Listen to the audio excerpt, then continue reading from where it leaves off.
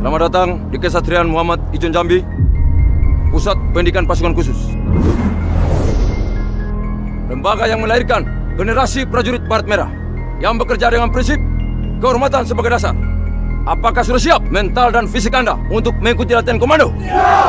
Salam baku hantam khusus pecinta militer garis keras. Menjadi prajurit TNI adalah kebanggaan semua masyarakat Indonesia. Tapi yang lebih membanggakan lagi yaitu masuk ke satuan elit TNI Angkatan Darat, yaitu Kopassus. Kopassus atau Komando Pasukan Khusus adalah salah satu pasukan elit yang paling diandalkan di Indonesia. Untuk masuk ke dalam satuan ini tidaklah mudah. Proses seleksi yang sangat ketat sampai melewati batas kemampuan normal manusia biasa. Seperti yang dikatakan oleh Serka Asmujiono dalam buku Kopassus untuk Indonesia.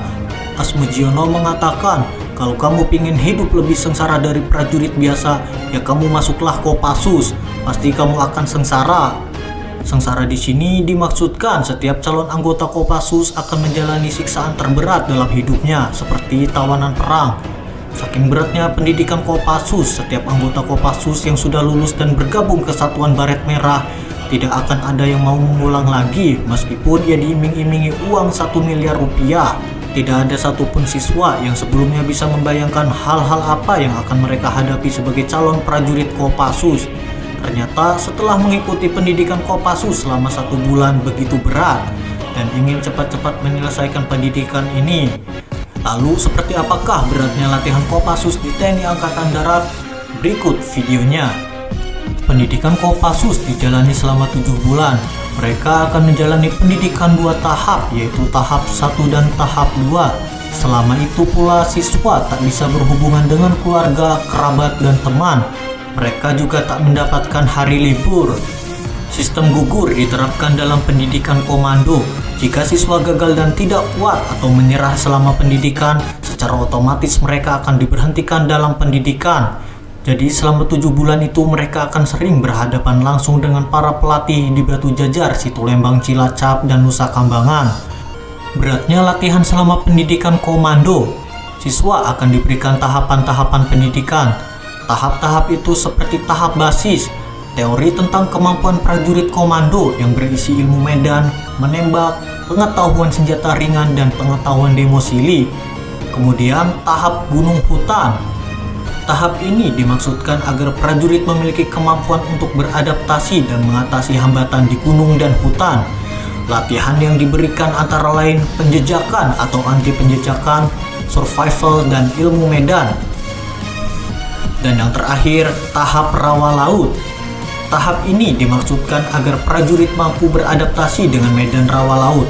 Latihannya seperti pengenalan rawa laut, patroli, dan pengendaraan laut. Ada juga pembinaan jasmani militer. Latihannya cukup menyeramkan, seperti ketangkasan jasmani, melempar pisau, dan renang militer. Lalu latihan bela diri ala militer dan kesegaran jasmani. Latihan fisik menguras energi. Latihan fisik selama pendidikan komando juga sangat berat. Tak bisa sembarang orang mengikuti latihan ini. Mereka harus memiliki rasa juang yang tinggi dan pantang menyerah. Salah satunya latihan terberat adalah jalan kaki yang merupakan latihan akhir tahap gunung hutan dan melewati tahap latihan rawa laut di pantai Cilacap. Jalan kaki ini dilakukan sepanjang 500 km atau dari Batu Jajar hingga Cilacap A. Wajar saja banyak yang menyerah dalam latihan ini. Dalam 1 hari mereka harus menempuh jarak sekitar 50 km. Diawali bangun jam 4 pagi di Batu Jajar, mempersiapkan diri dan beribadah. Kemudian pukul 5 pagi, mereka berangkat dan terus berjalan hingga pukul 5 sore setiap harinya. Sesampainya di Cilacap, mereka tak beristirahat. Mereka melakukan latihan rawa laut dan diakhiri dengan latihan pelolosan dan uji kerahasiaan.